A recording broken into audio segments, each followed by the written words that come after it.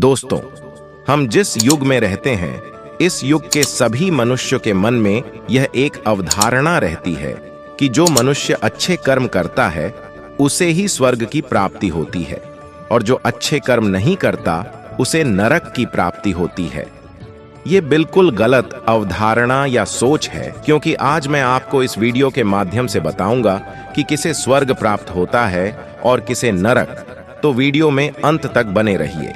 नमस्कार दोस्तों, स्वागत है आप सभी का एक बार फिर से आपके पसंदीदा चैनल फेस ऑफ कर्मा में।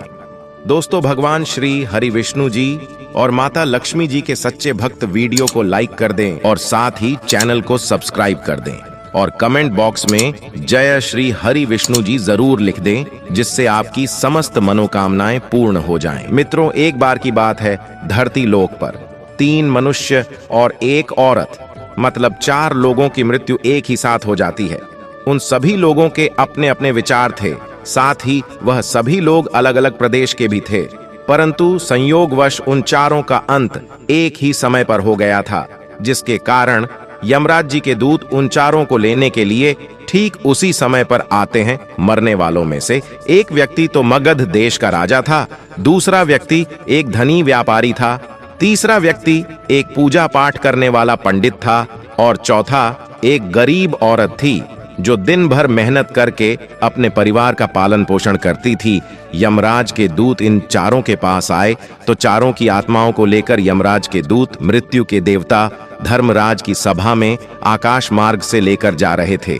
जब यमराज के दूत उन चारों आत्माओं को लेकर यमराज के सभा में पहुंचे तो वे चारों आपस में सोच रहे थे, हम चारों में से कौन स्वर्ग में जाएगा और कौन नरक में जाएगा। उस समय मृत्यु के देवता यमराज अपने आसन पर विराजमान नहीं हुए थे। तभी चारों ने आपस में बातचीत करते हुए तीनों मनुष्य कहने लगे कि मुझे तो स्वर्ग की प्राप्ति होगी, परंतु उन सबके साथ में वह जो औरत थी वह शांत खड़ी थी। सबसे पहले राजा कहने लगा, मुझे यमराज जी तो पक्का स्वर्ग में ही भेजेंगे, क्योंकि मैंने सभी की बहुत सहायता की है।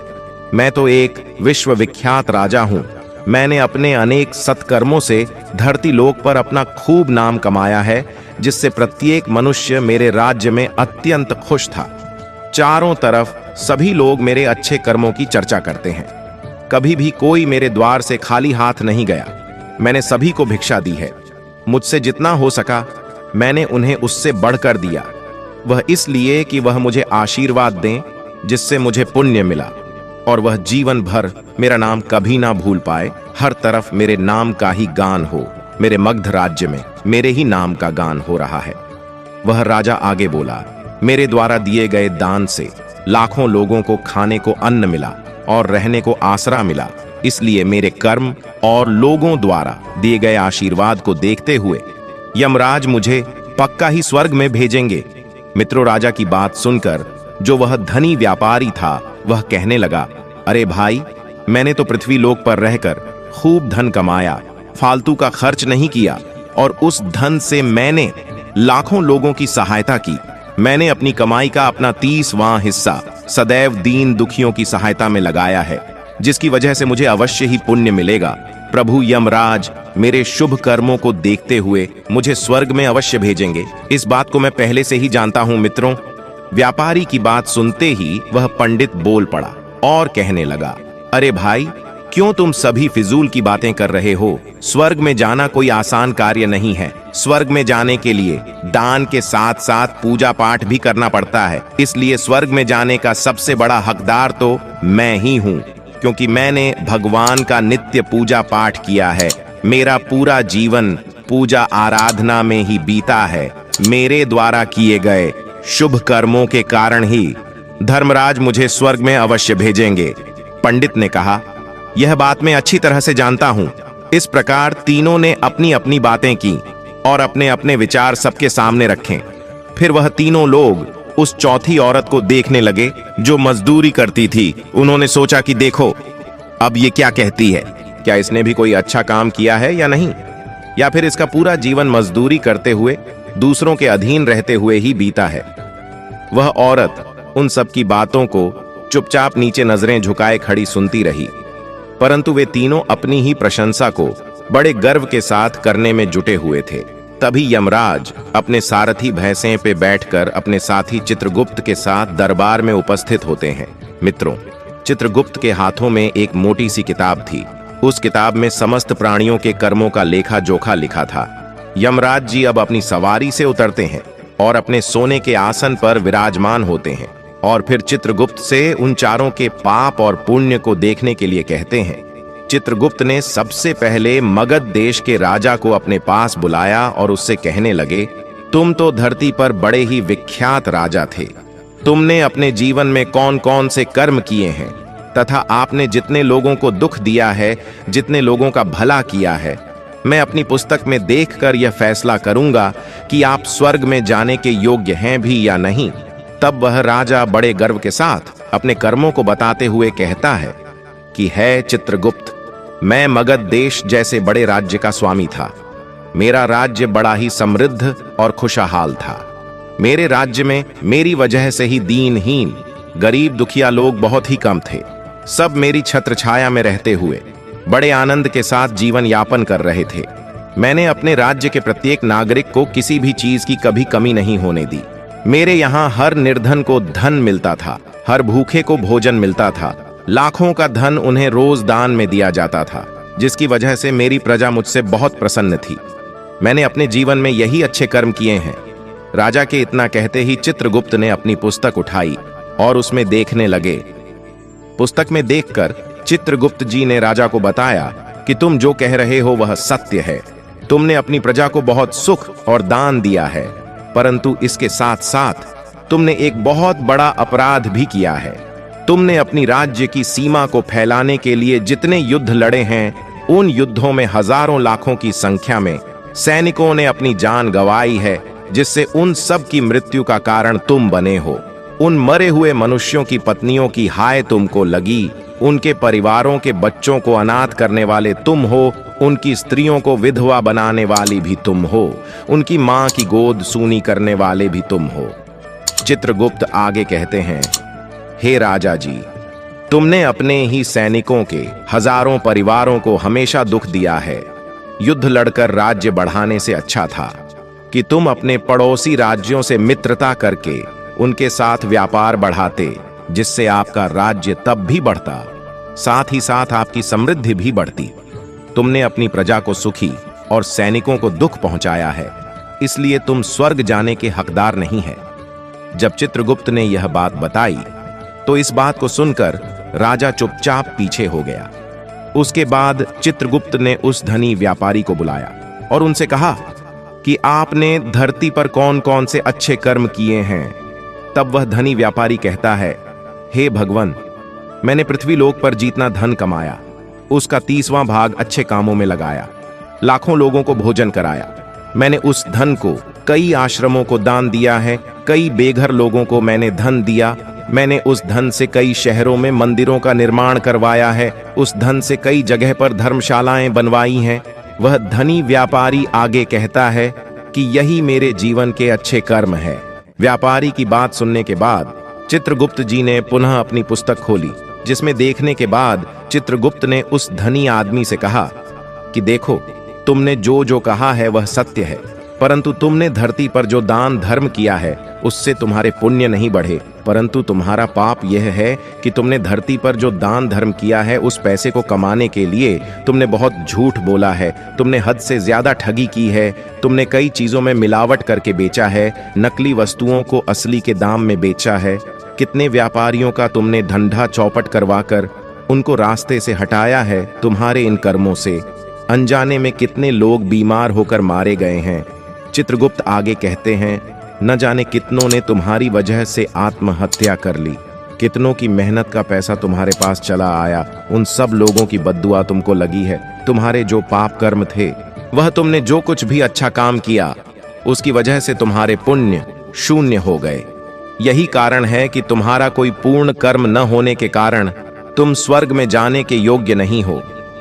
चित्रगुप्त की बात सुनकर वह धनी व्यापारी बड़ा उदास मन से पीछे हो गया। उसके बाद चित्रगुप्त जी ने पंडित जी को आगे बुलाया और उनसे कहने लगे, तुमने अपने जीवन में कौन से अच्छे कर्म किए हैं? तब उस पंडित ने कहा, हे भगवान, मेरा पुण्य यह है कि मैंने लाखों शिष्यों को ज्ञान दिया है, हजारों यज्ञों का अनुष्ठान को कराया है, लाखों मनुष्यों के घरों में पूजा पाठ कराया है। मैंने अपना दिन रात ईश्वर की आराधना में समर्पित कर दिया था। मैंने अपनी बुद्धि के चलते 1000 कन्याओं का विवाह कराया है, लाखों लोगों की आत्माओं की शांति के लिए पिंडदान श्राद्ध कराया है। मैंने अनगिनत लोगों का मार्गदर्शन किया है। पंडित कहता है, इससे ज्यादा शुभ कर्म और कौन सा हो सकता है। इसके तुरंत बाद चित्रगुप्त जी ने अपनी पुस्तक में देखकर उस पंडित से कहा कि पंडित जी, आपका कहना सत्य है। आपने वास्तव में हजारों लोगों को ध्यान दिया है, लेकिन आपसे एक गलती हुई है। आपने स्वयं कभी भी उस ज्ञान पर अमल नहीं किया। आपने सैकड़ों यज्ञ पूजा अनुष्ठान कराए, परंतु आपने उन सबको कभी निस्वार्थ भाव से नहीं किया। तुम हमेशा से धन के लालची रहे हो, इसलिए तुम स्वर्ग में जाने के योग्य नहीं हो। अब वह पंडित भी उदास होकर पीछे हो गए। अब बची अकेली औरत, अब वह मजदूरी करने वाली औरत। यह सब देखकर बड़ी हैरान थी। मित्रों, वह अपने मन में सोचने लगी कि अब तक वह जिनको इतना महान समझ रही थी, उनमें से कोई भी स्वर्ग के योग्य नहीं है। तो मैं कैसे स्वर्ग में जा सकती हूं? मुझे तो स्वर्ग की कल्पना भी नहीं करनी चाहिए, क्योंकि न तो मैंने कभी पूजा पाठ किया है और ना ही मैं दान करने लायक थी। इसका मतलब मैंने तो कभी कोई शुभ काम नहीं किया। मैं तो मेहनत मजदूरी करके सारे जीवन अपने परिवार का भरण पोषण करती रही। पति के मरने के बाद मेरे पुत्र और पुत्री के साथ मैंने अपनी सास की सेवा की है। वह औरत यह सब बातें सोच ही रही थी कि इतने में ही चित्रगुप्त ने उसे भी आने को कहा।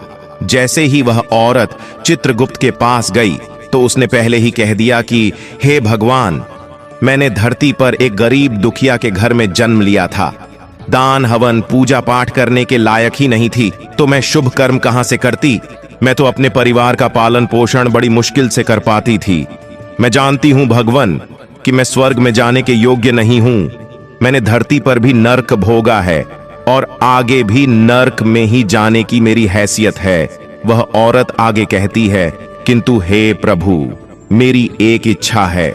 मैं स्वर्ग में तो नहीं जा पाऊंगी, लेकिन मैं एक बार स्वर्ग को अपनी आंखों से देखना चाहती हूं। इससे अधिक मेरी कोई इच्छा नहीं है, क्योंकि मैंने ऐसा कोई काम नहीं किया है जो मुझे स्वर्ग में पहुंचा दे। क्योंकि मेरे पास इतना समय ही नहीं बचता था कि मैं लोगों की सेवा कर सकती। मैं अपनी सांस की सेवा में परिपक्व रहती थी। मैंने लोगों को समय न देकर वह समय मैंने अपने बूढ़े माँ बाप की से सेवा में लगाया है।